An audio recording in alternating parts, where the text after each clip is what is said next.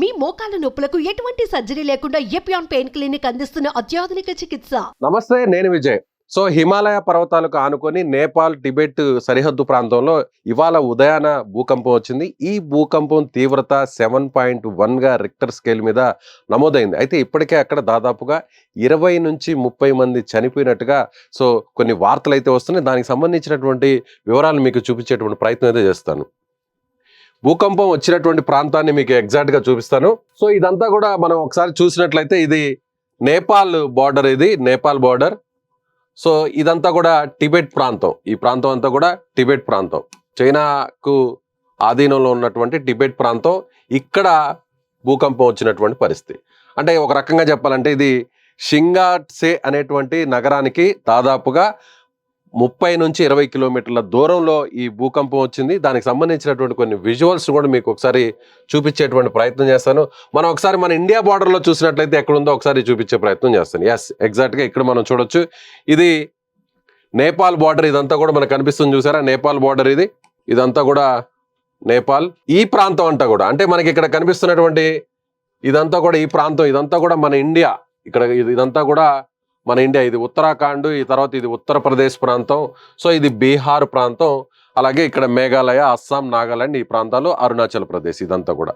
ఇప్పుడు ఎగ్జాక్ట్గా వచ్చినటువంటి భూకంపం వచ్చినటువంటి ప్రాంతం మనం ఇక్కడ వచ్చింది. ఈ ప్రాంతంలో టిబెట్కి నేపాల్కి దగ్గరలో ఉన్నటువంటి ప్రాంతంలో భూకంపం వచ్చింది. దీని తీవ్రత ఈ ప్రాంతం అంతా కూడా మనకి ఉత్తరప్రదేశ్లో, అంటే మనం ఇక్కడ చూడొచ్చు ఈ ప్రాంతంలో ఉత్తరప్రదేశ్లో ఉన్నటువంటి సరిహద్దు ప్రాంతాల్లో కూడా అక్కడక్కడ కొన్ని ప్రకంపనలు కనిపించినటువంటి పరిస్థితి.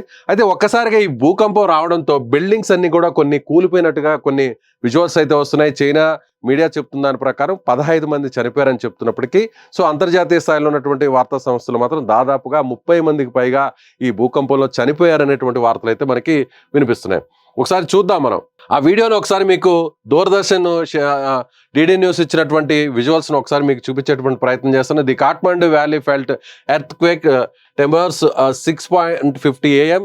The earthquake measured 7.1 on the Richter scale and hit 93 km northeast of Lubochi in Nepal, according to Lok Bijay Adhikari, a senior divisional scientist, the Department of Minerals and Geology, seismologist in Nepal అని అక్కడ వచ్చారు. దానికి సంబంధించినటువంటి video ఒకసారి మీకు చూపించే ప్రయత్నం చేస్తాను, చూడండి. అక్కడ పరుగులు తీస్తున్నటువంటి దృశ్యాలు మనకు కనిపిస్తున్నాయి. అందరూ కూడా బయటకు పరుగులు తీస్తున్నారు. చూడండి, అక్కడ మహిళలు, పిల్లలు అందరూ కూడా ఇళ్లలో నుంచి బయటకు పరుగులు తీస్తున్నటువంటి పరిస్థితి మనం చూడు.